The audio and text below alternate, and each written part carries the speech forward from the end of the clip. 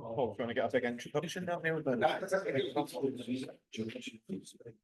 Okay, well, just get started. Yeah, okay. Thanks, everybody.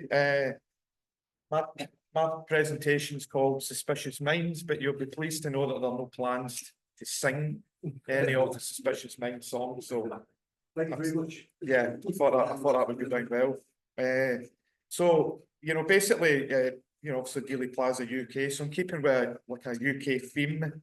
I like to try and maybe dig into some stories that really are maybe, you know, fly under the radar a little bit. So this one's about called Lee Oswald and the Prestwick airport mystery.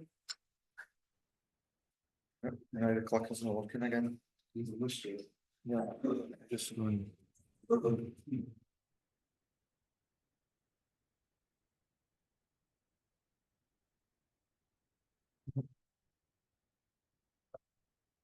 so anybody that's kind of familiar with anything I've done in the past will know, I like to refer to this as like a Tartan trilogy almost. So I've had part one where I've written and spoke about William Duff, who was a Scotsman who ended up working for General Walker and was implicated in the Walker shooting incident in April '63. And then also part two really was around I called it the Kirk Newton incident, which was placed just outside Edinburgh, where back in 1963, a guy called David Christensen picked up an intercept about an imminent attack on an assassination attempt on President Kennedy. So in some ways, I like to, this talk's really part three of that. So I'm going to be getting into a wee bit more detail about a lady known as Louise Steenbarger, I think that's how it's pronounced, in the House Select Committee on Assassinations.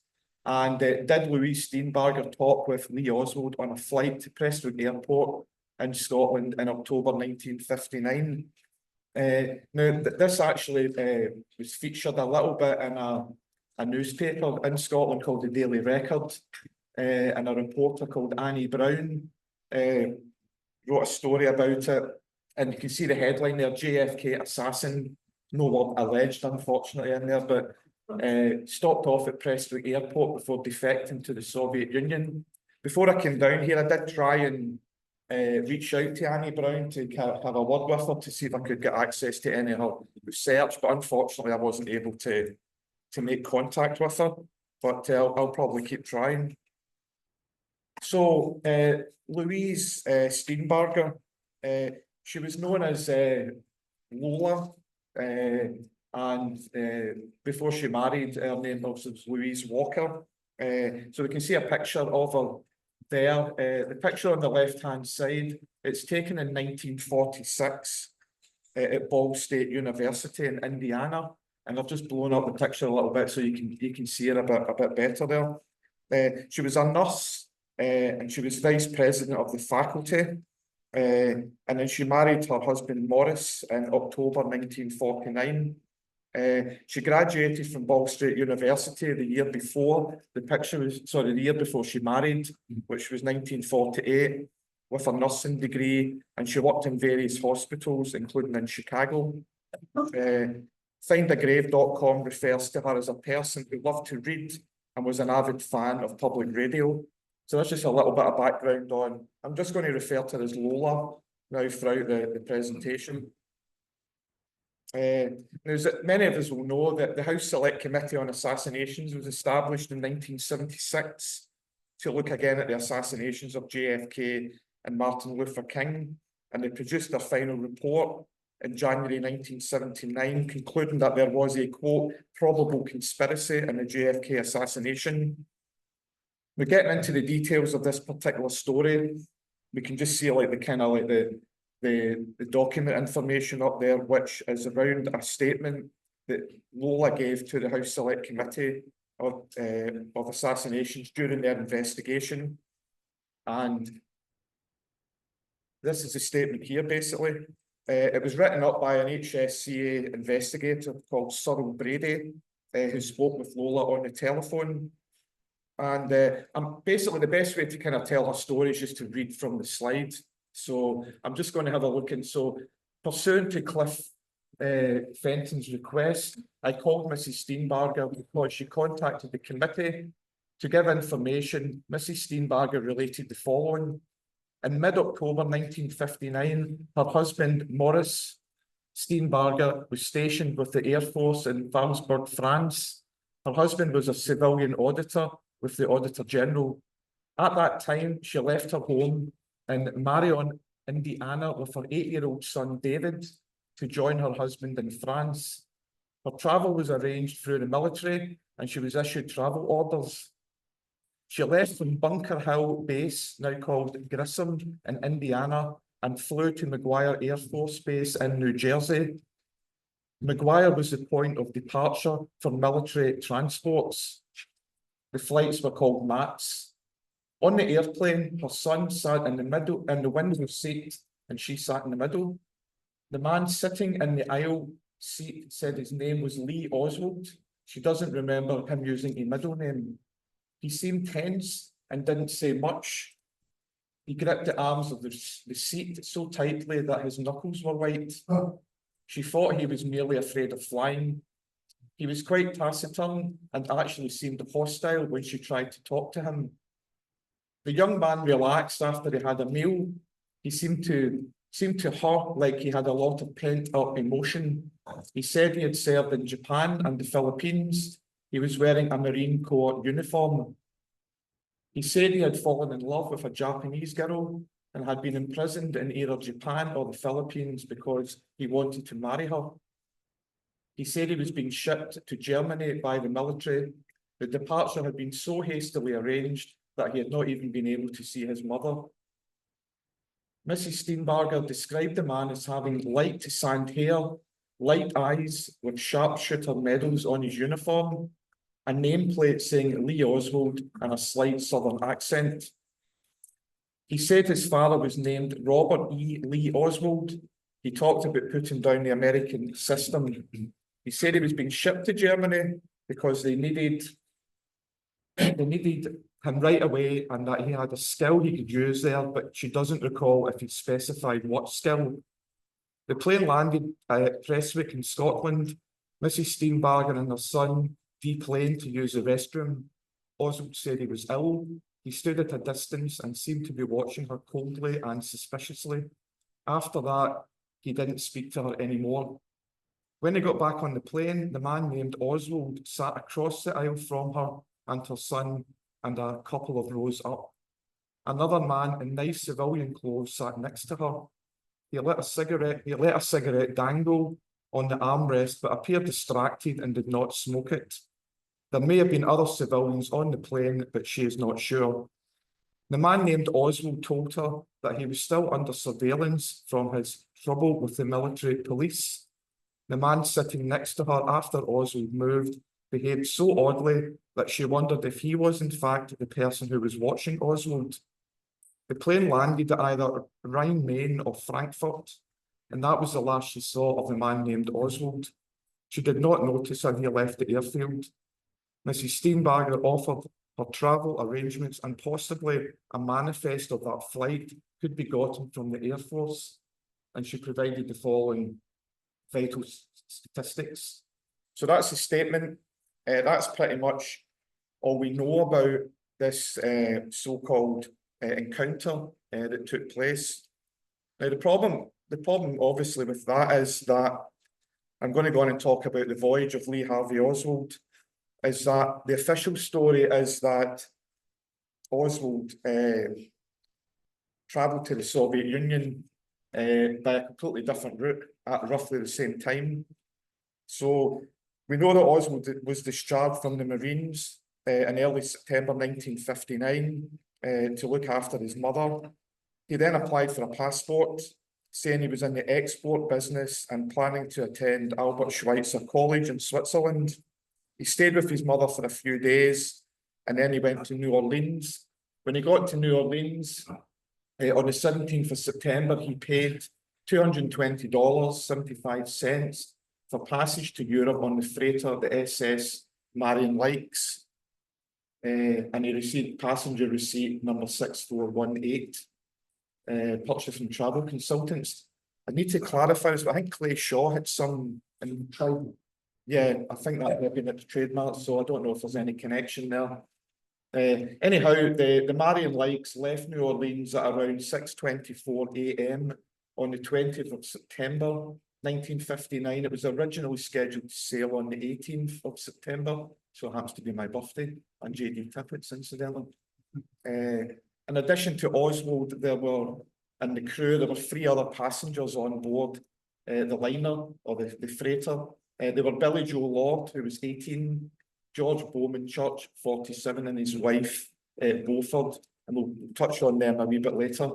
And the final destination for most of those passengers was Le Havre in France. Now, sorry, I'll just have a quick look at that. That's the basic route that the liner took. So it's leaving New Orleans, it's going right across the Atlantic. It arrived at La Rochelle Police October the 5th, 1959 at 5:54 AM. It was quite a long journey, you know, a couple of weeks, and over 4,500 miles. Once it gets to La Police, that's how it's pronounced, it left there on October the 6th at 6:18, and it then made that journey round the sea to Le Havre, and it docked there on October the 8th at 6:30 AM. Oswald is now supposed to have crossed the English Channel, got to Southampton on October the 9th, 1959, and then makes his way to London. When he gets to London, he's alleged to have left on a Finnair flight on October the 10th, with his destination being Helsinki. And he arrives in Helsinki on October the 10th at around 11:30 in the evening. He then checks into the Hotel Torney in Helsinki, and then, you know, a few days later, he enters the USSR on October the 15th. So that's the general understanding of how Oswald got to the Soviet Union. It was via that route. So what information do we have to support Lola's statement to the HSCA? So it would be great to have the flight manifests, and I want to thank Bill Kelly, who's a veteran researcher. You probably know Bill Kelly, and he corresponded with me a little bit, and he did try and obtain the flight manifests, but unfortunately, and not surprisingly probably, they weren't available. So I don't know if they've been destroyed or whatever, but there are no flight manifests available. So I had to think to myself, well, what can I do to try to verify some of this, what Lola is telling us? So, and as I say, I tried to contact the journalist, but received no response. I've also written to Lola's daughter, who I believe is her daughter, about 4 or 5 weeks ago, and I'm still waiting on a reply, and I don't know if I'll ever get one. So basically, I've got to try and, you know, see what I can do to try to flesh out this story. So a few months ago, I visited the Mitchell Library in Glasgow because I found out that they held the flight logs for Prestwick Airport, and so I took a trip there, and really old books, as you can see there, and I just really asked them if they could provide me with the flight logs for the September-October 1959 period. I had no idea what I was going to find. Would there be information there about who the passengers were? Would there be any information of any value? I didn't know. So anyway, I went along. That's what the books look like. Now, what I was really looking for was any evidence that flights left Maguire Air Force Base and went to Rheinmain or Frankfurt. That, for me, that would be some kind of verification of what she's saying is true. So, for example, this is the 5th of October. Now, that's the date that Oswald is allegedly arriving in France. And we can see here that we've got a flight, the flight number is 17640, and it's coming from Harmon, and it's arriving at Prestwick at, you know, just after midnight. This is the outbound page, and that's the same flight with the captain, and it's going to Rheinmain. and it's leaving Prestwick at 1:52. So it's a short, it's just really there to refuel, I think. Just further down on the 5th, it's a similar pattern. There's Harman, from Harman and to Rhine. Again, an hour or two, just stop, and again. So that's from Stephenville and going to Rhine. My problem was that I had no idea what Stephenville was. I had no idea what Harman was. I was looking for Maguire Air Force Base. So that was giving me a bit of a problem. This is another page. This is now the 8th of October, 1959, which I think is the day that Oswald docks in Le Havre. And again, we've got the outbound, we've got these flights leaving Prestwick and going to Rhine, and they're coming in from Stephenville and Harman, staying for an hour or so, and then flying on. So again, there's no mention of Maguire Air Force Base, which was, again, it was causing me a problem because that's what I was really looking for. So I'm starting to think, this isn't really making a lot of sense. Maybe I'm just going down another rabbit hole. I've been down so many. This is probably another one. And just a final slide. This is October the 10th. So this is the day that Oswald is allegedly flying to Helsinki. And again, we've got Rhine here. There's Frankfurt. The flight coming in, arriving at, was that 7:57? And leaving an hour later. That's the same flight. And again, another one coming in. But no mention of Maguire Air Force Base. So I left the Mitchell Library a bit disappointed because I thought, well, I might just give up on this because this isn't making any sense. You know, I don't see Maguire Air Force Base. Yes, the flights are going to Rhine or Frankfurt, but where am I going to go with this? So did a little bit more digging and eventually found out that Harman is the Ernest Harman Air Force Base in Stephenville. So earlier on we saw Harman being mentioned, we saw Stephenville being mentioned. Well, that's really where those flights are coming from. They're coming from the Ernest Harman Air Force Base. So I started to get a little bit more optimistic that I might be onto something because that made sense now. But there's no mention of Maguire Air Force Base because she said that's where the flight left. So why is there no mention of Maguire in these flight logs? And we've only got Harman or Stephenville. So just looking and digging a little bit further, managed to find, this is actually I think on Wikipedia, but what we've got is the Military Air Transport Service routes. And I've just put in red there, Maguire, so that's Maguire Air Force Base. You can see a line going up to Harman, and then these flights going into Europe. And there's a line from Harman to Prestwick and then down to Rhine. So what I'm thinking here obviously is that the flight did indeed originate at Maguire Air Force Base, but it refuels probably at Harman and then goes to Prestwick from there. So that started to make some sense to me. I think they refer to that as the Atlantic Division. So those flights would go to Europe, the Caribbean, South America, North Africa, and the Middle East. So starting to make sense now. At least I can verify the flight logs that the flights did come from Maguire Air Force Base. I couldn't really talk about Prestwick Airport and not mention Elvis Presley because obviously that's the only time he ever really stepped foot in the UK. And there he is there. That's a picture I took when I went down to Prestwick Airport. Now Prestwick Airport's a pretty big airport now. It doesn't do a lot of like holiday business anymore, and it has got quite a big terminal. But the actual terminal that Elvis came through was that, if you can call that a terminal. It was really just something to go through and sign documents or whatever. But just looking at that article there, it does kind of March the 3rd, 1960, while returning home from his army stint, Elvis Presley landed on Maguire Air Force Base en route from Frankfurt and Glasgow Prestwick Airport and Ernest Harman Air Force Base. He disembarked the airplane 2 days before his army discharge.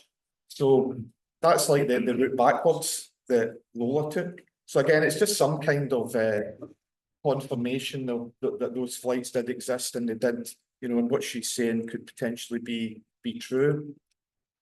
Now, just a few other things. So she said that the person she spoke to said that his father was named Robert E. Lee Oswald. Now we know that Oswald's father was indeed called Robert Edward Lee Oswald. He was born in New Orleans on March the 4th, 1896, and he died there on August the 19th, 1939, 2 months before Lee was born. So whoever she was speaking to and said that his father was Robert Edward E. Oswald, well, there, we've got some verification on that. She said that the man also wore a Marine Corps uniform. We know that Oswald was in the Marines, and he joined in October 1956, serving for nearly 3 years before being granted an early discharge approval in September 1959 to supposedly look after his injured mother. So, You mean 59? so say again, sorry. Oswald, Lee Oswald, 1959. Yeah, did I say? Said 39. Right, 1959. Yeah, sorry if I said 39, apologies. So, that's Oswald was indeed in the Marines. Lola informed the HSCA that the man said he'd served in Japan. Now, we know that Oswald did serve in Japan from around September 1957, and he was stationed at the Atsugi Naval Air Facility just outside Tokyo. Lola also said that the man had fallen in love with a Japanese girl and been in prison because he wanted to marry her. We know that Lee's time in Japan was eventful, and he was involved with a girl who worked at the Queen Bee bar in Tokyo, and many actually felt she was out of Lee's league, so to speak. But he was attracted to her by all accounts. And we also know that Lee had been imprisoned during his relatively short time in Japan for picking a fight with a senior officer in a bar and pouring a drink over him. And he spent 28 days in the brig for his troubles. He also received a suspended sentence a few months earlier for accidentally shooting himself in the arm with an authorised weapon. So again, some kind of confirmation of what Lola was being told by this person. Lola also said that the man told her he'd served in the Philippines. This is also true because Lee did spend some time there while he was in the Far East from around January to March 1958. And the picture on the screen, if it's genuine, I mean, who knows, appears to show Oswald in the background in a doorway. Where have we heard that before? Oswald in the doorway with John Wayne in the centre. John Wayne was filming The Barbarian and The Geisha at the time, and the film was released in September 1958. I don't know if John Wayne and Oswald ever met or they ever spoke. It's probably unlikely. I've written down here, the man who shot Liberty Valance to the man who allegedly shot President Kennedy. But if that is indeed a genuine picture, I've no reason to think that it's not. It's just a clarification. Oswald did spend time in the Philippines, so this is something else that she was told by this individual that turns out to be true. And as well as saying the man was in the Marines, Lola also told the HSCA that the man had sharpshooter medals on his uniform. We've already mentioned that Oswald was in the Marines, and I understand that he did just score above the requirements to be a sharpshooter not long after he joined the Marines, but he fell to the level of marksman in a further test in 1959. Now, others may know more about this, but understand there were actually only 3 shooter designations in the Marines. You were either a marksman, which was the lowest, a sharpshooter, or an expert, which was the highest. So whilst being scored as a sharpshooter early in the Marines, he left the service as a marksman, which is the lowest rating you can have. So I don't know if that says much about his his accuracy with a rifle, but you can make of that what you will. Now, there's other pros and cons, some that will lend more credibility to what Lola was saying, and other bits that won't. So just down the left there, obviously, he said he was a taciturn individual. I think most people would agree that Oswald was quite quiet and reserved in some respects.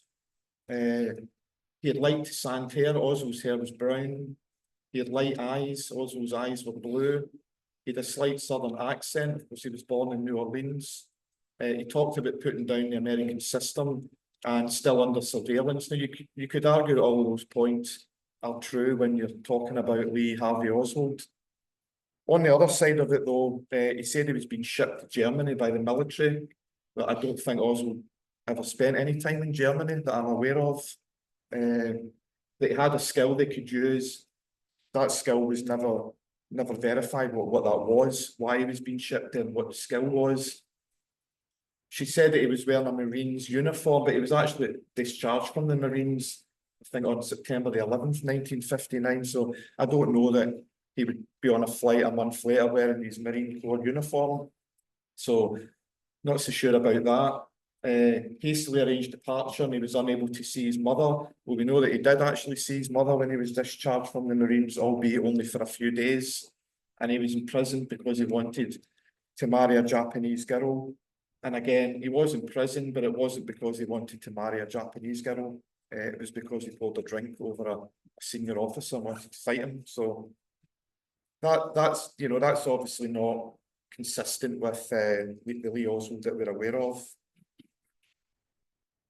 So mentioned earlier about the other passengers that were on the SS Marion Likes. One of them was Billy Joe Lord, and he I think was 18 at the time. He supposedly shared a cabin with Oswald for around 2 weeks on this journey from New Orleans to France. He was going to study in France. It wasn't easy to find a picture of him. I looked high and low and couldn't find any pictures of Billy Joe Lord. So I would like to thank Linda Zambonini. She found one for me. This is taken in 1958 when he was at the Midland High School in Texas. So his encounter with Oswald was around a year later, so he would pretty much looked the same when he met Oswald. The Lord provided an affidavit to the Warren Commission on the 26th of June 1964. In it, he said that Oswald told him he had recently been discharged from the Marines, and he was bitter because his mother had to work in a drugstore in Fort Worth and was having a difficult time. He gave no indication of defecting to the Soviet Union and only mentioned about attending school in Switzerland. And this would probably be the Albert Schweitzer College that he mentioned on his passport application form. They didn't talk much during the trip. Now, Lord actually disembarked when at La Rochelle in France, and he said he never saw Oswald ever again, basically. He did not recall Oswald doing any reading, which doesn't feel like the Oswald we have been told, because, you know, information we get is that he was quite a big reader. And the other two passengers, George Church and his wife, Beaufort Church, also gave similar affidavits to the Warren Commission the day after Lord gave his. They also talked about not having much contact with him, and he pretty much kept himself to himself. Mr. Church did though mention that Oswald missed some of the meals that they had to have together because he was seasick much of the time. I find that a bit strange because he travelled to Japan in the Marines on a boat, and then came back by a boat. So it's interesting that he would have seasickness. And Mrs. Church also recalls that he also didn't do a lot of reading. I'm not aware if Billy Joe Lord is still alive, but Mr. and Mrs. Church are now deceased. Lord's an interesting character. He's probably worthy of more research because in February 1977, he wrote to President Carter and suggested that the assassination of JFK was a coup d'etat and that the CIA and the FBI were suspects in his view, and that Oswald was a false defector. He also referred to how his house had been broken into when he stayed in Japan, but nothing had been stolen. How he was bombarded with calls and pressure to speak about his experience with Oswald, and how his mother's telephone had been bumped. So I think there's more we can find out about Billy Joe Lord, but I won't say much more about him just now. How are we doing for time there? Yeah, are we okay?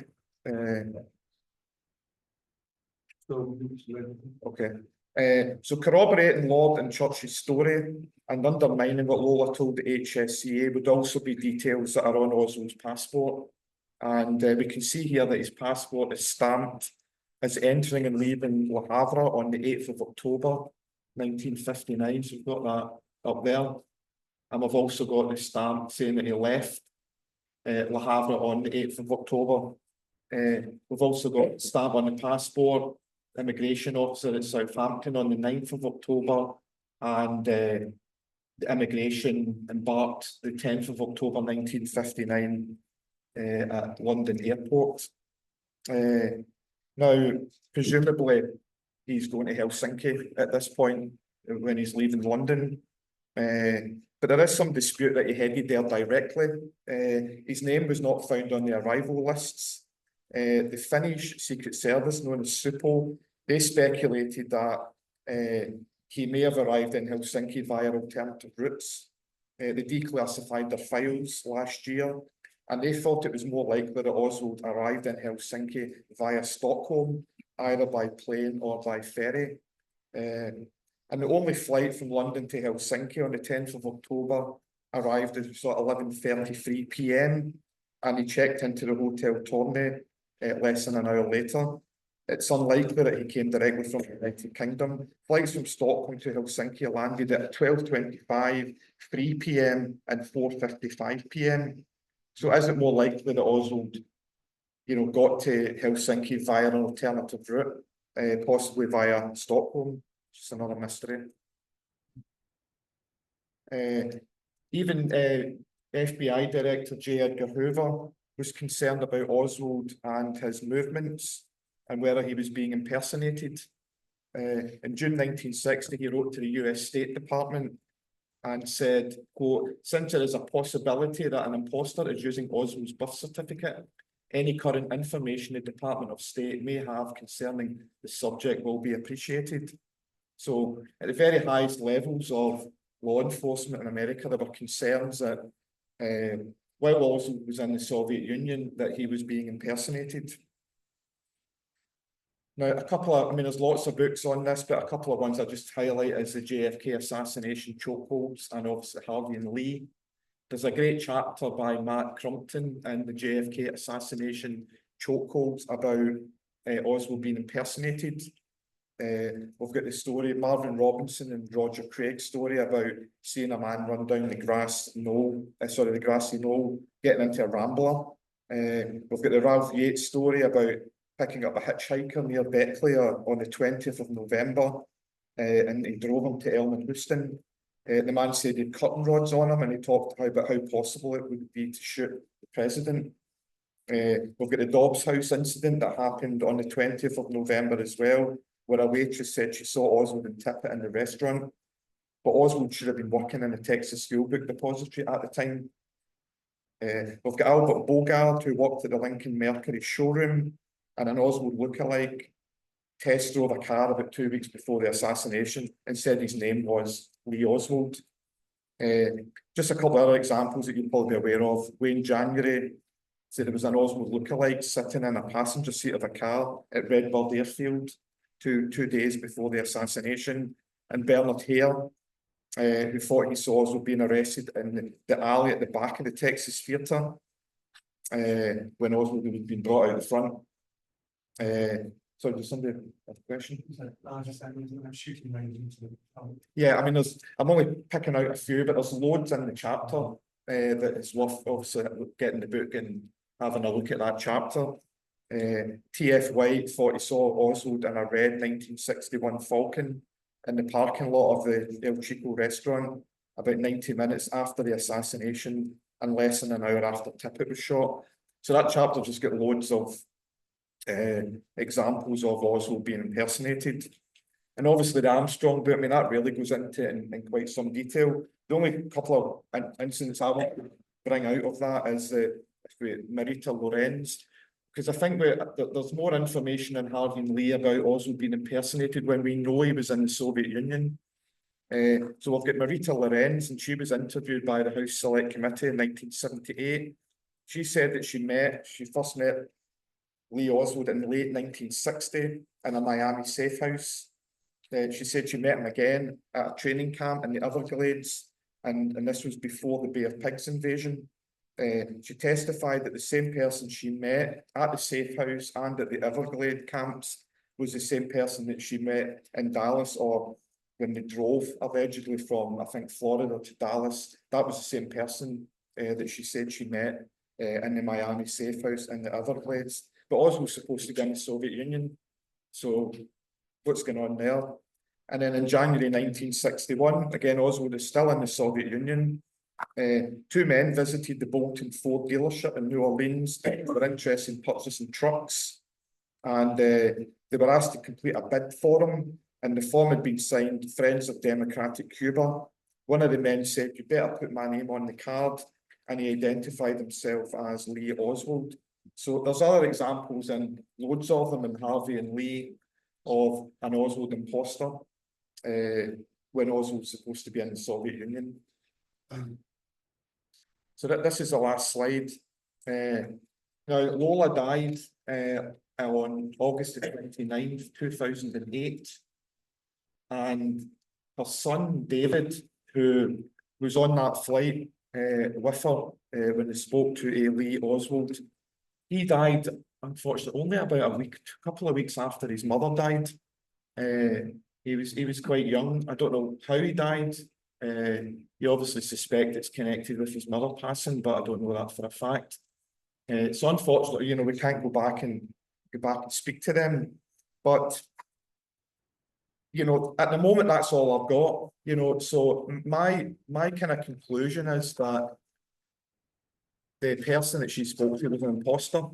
There's too many coincidences. There's too many things that the person told her that for it to be a coincidence, I think. And a lot of people, you know, they vilify some witnesses that come forward. They say they're looking for attention, or, you know, they just want to get their name in the papers or whatever it may be. And I think that's doing these people a disservice, because I tend to give them a wee bit more respect than that, because we know that witnesses were being killed. We know that happened after the assassination. We know that happened when the House Select Committee on Assassination set up. She gave a statement after, for example, Giancana had been murdered, Johnny Roselli had been found chopped up in an oil drum, George de Morenschildt had allegedly committed suicide, and there are other examples. So what would motivate a mother, you know, a mother, a wife, whatever, to come forward and put her name into the frame? You know, you'd think they'd be more likely would want to just stay out of it and keep quiet. But she didn't. She came forward, she gave the statement. The House Select Committee on Assassinations really didn't inquire about it much after that. They just left it. And nobody's really picked up on it. Bill Kelly did, as I mentioned earlier. And I'm trying to, this isn't really the end of the story for me. This is really the beginning, to try and find out as much as I can about Lola Steenbarger and the story that she gave. So it's a kind of like I'm paying tribute to her, because I think that, you know, these people are very brave to come forward. Do I know what she said as a fact? I don't. But as I said, with all the dodgy things that were happening to people, I think we should give people a lot more credit for coming forward and telling us what their experience was. And unfortunately, the authorities didn't appear to want to be interested, but we should be interested and take it forward. So if there's anybody watching this online or whatever, and you know something about it, get in touch. You know, let's see if we can finish the journey, if you like. That's my presentation. A couple of questions. Is there any mention in Harvey and Reid or footnote about the Lee Oswald Prestwick flight? Lee Oswald, is there any reference to that? It's about how many pages are in Harvey? Actually, how did you come up? Yeah, I don't think there is, although I think that there is the HSCA document. I mean, I think that only came out, you know, maybe 10 years ago or something. So I first got wind of it with that article that was in the Daily Record in Scotland. But there is, I think in John Armstrong's, I think he gave his kind of like his research to a university in Texas, and there's reference to it there, but I don't believe it's referred to in the book. I would need to double check that. The other thing you said about the files that were recently released, what you read that, we're trying to find out how it got to Helsinki. Is there anything in those files that you've read that suggests why they were withheld for so long? Not that particular story, no. All you can really find is what I put on the screen earlier on. I don't know why that would be deemed, important enough to be, put away for 50, 60 years. But no, I haven't been able to find that out. In fact, if you go onto the Mary Ferrell website and type in her name, you don't find anything because it's been misspelled in a lot of the documents. They leave out the R. So if you type in for Louise Steenbarger, you won't find anything. So you have to type in Louise Steenbarge, and then you might find a couple of documents. I'm sure that's an innocent typing mistake. I don't know. You know, I don't want to be a complete conspiracy theorist and think everything's a conspiracy. But there's very, very little out there about this story. Very little. Yeah. Yes, just about Steenbarger. They died within a couple of weeks of each other, a few days of each other. The mother and the son. Yeah. The mother and the son. I wonder if it was because of a traffic accident or an injury at home of some sort, like a fire or something like that, and possibly a search of old newspaper records of where they lived might turn up answers or even official records of some kind. Yeah, no, thanks for that, because I have subscribed things at newspapers.com or something where you can go back. I'm going to do a bit of digging. I'll try and get my free 7 days or whatever it is and get through it before I have to pay a subscription.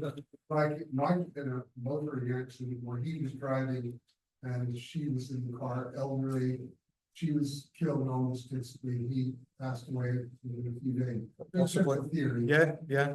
But something like that, because that's a little unusual.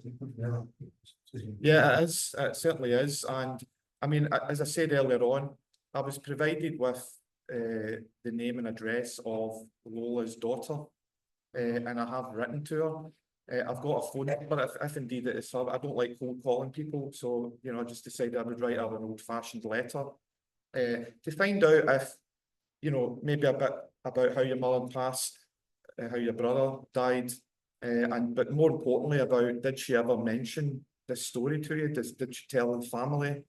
Is there any documentation that has been retained? And I'm hoping that, you know, I've not given up all hope that she won't reply, but I'm keeping my fingers crossed that she does. So just a quick one. Yeah. You were saying about the Oswald impersonation. What is your thoughts just quickly on the dealings?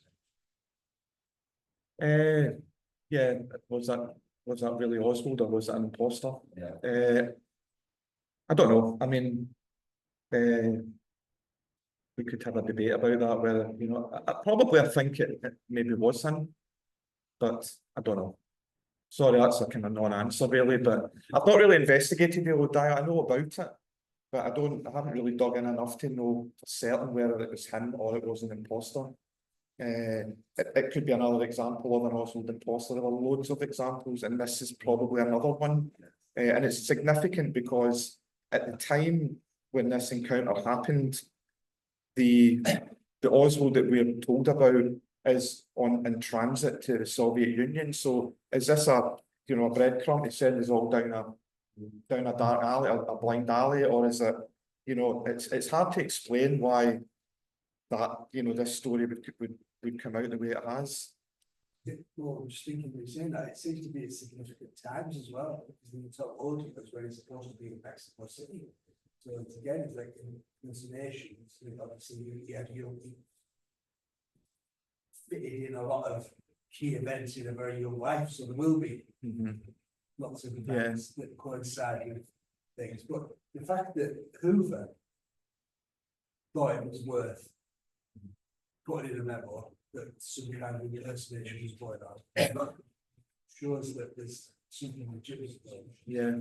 Have you? Yep. I just mentioned Mexico City, and I keeps with something I observed about this story, which is for the surprisingly taciturn Lee Oswald, who's very chatty about his life story, and the girl who wanted to marry in Tokyo. And there's a similar pattern in the bus ride down to Mexico City, where again, the taciturn Lee Oswald is spilling the story of his life to a few, I forget what it was, spilling.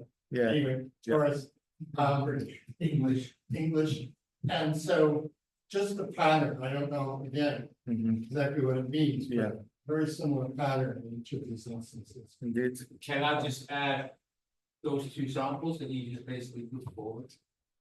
It is completely against Oswald's character to start talking by himself to other people. It is the biggest bullshit you can think of, because Oswald, even from the psychiatric report of 53, did not start a conversation unless he spoke.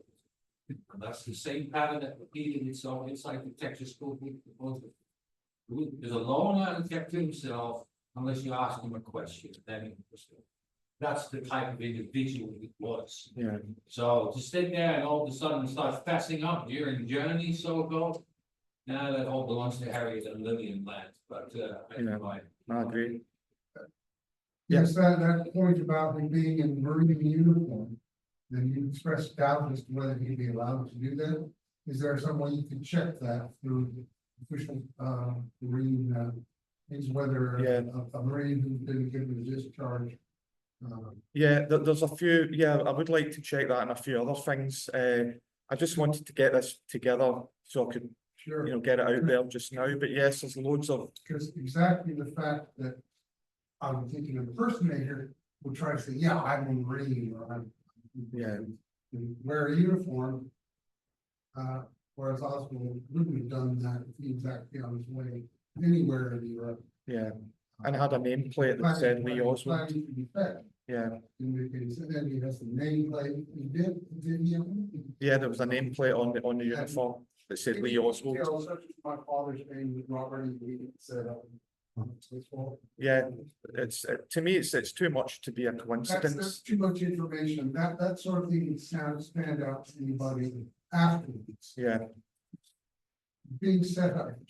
Yeah, just a final point before we finish. I mean, going back to that report from the House Select Committee that Cyril Brady completed, and that's September 1978, I think, yeah, as recommended follow-up request from Air Force travel manifests for flight taken by Mrs. Steenberg to see if Oswald's name appears. We don't know if she ever followed that up.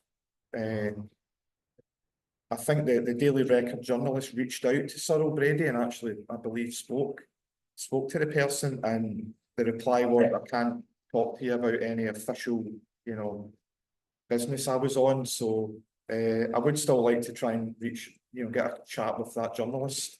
So if she's watching, get in touch, please. You did a pretty good job of tracking down for me 5 years later. Yeah, thank you. Scott, did you look into the argument in the bar where you tipped your drink over the senior officer? Have you ever looked into that? What might happen? Because I wonder if it happened over the hostess, in inverted commas, from the green Stage. from the Yeah. green bee. I'm He besotted with her story, blah, blah, blah, blah, blah. The officer just saying, look, just rouse out the kid. This is what she is. yeah. This is his rag. And that might explain why he mentions that on the flight. I'm thinking that was something to do with when he accidentally shot himself. I think the person that he got involved in this fracas with might have been involved in getting him I think he got a jail sentence, but it was a suspended one. So I think that it might have. I read somewhere that they would go with this fellow soldiers. Yeah.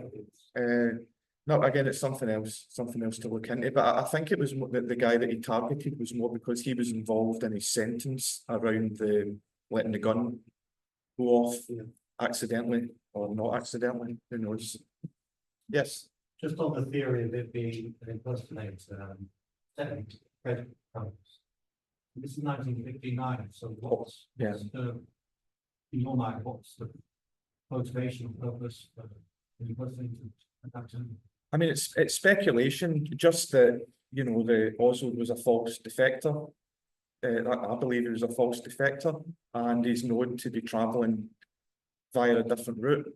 So, I mean, I can't put my mind into who these intelligence agencies and how they operate, but maybe it's good practice to have 3 or 4 Lee Oswalds out there, travelling in different places just to confuse people at the time and maybe later.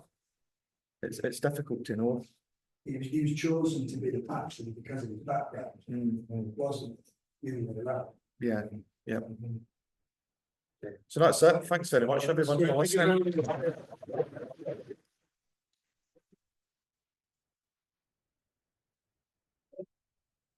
Now, it should be the buffet behind you. Next one is.